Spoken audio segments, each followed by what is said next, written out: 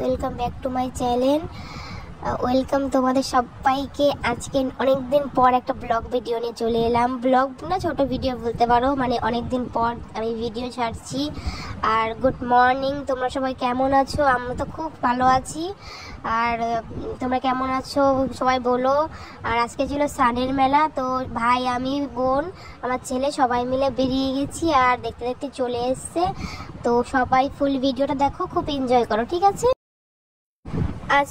আজকের ব্লগটা খুব ধামাকা ব্লগ হতে চলেছে। তোমরা যারা যারা নতুন এসছো আমার চ্যানেলে সবাই একটু সাবস্ক্রাইব করে রেখো, আর লাইক কমেন্ট শেয়ার তো অবশ্যই করো। তো এই দেখো, এখানে পিসি আর পিসা মিলে দোকান দিয়েছে। এই আমার পিসা জিলাপি খাচ্ছে, কে কে জিলাপি খাবে চলে আসো ঝটপট। আর আমি স্নান করে এসে তো অবশ্যই খাবো।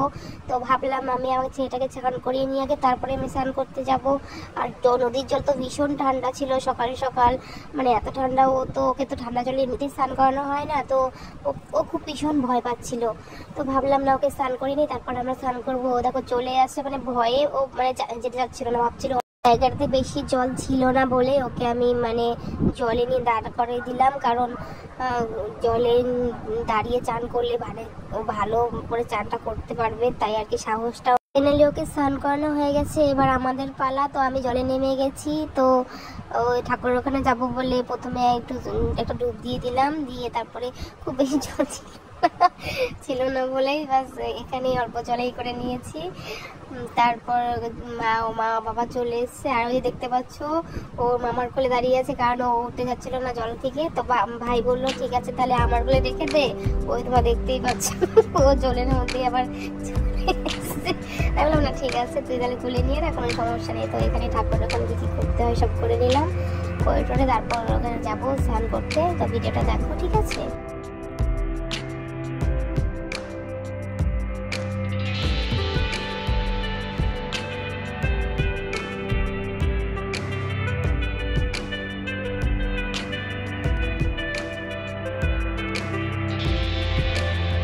আমি চিরুনি করছিলাম, আমি নিজেই জানি না কখন ফোনটা নিয়ে ও ভিডিও করে রেখেছে।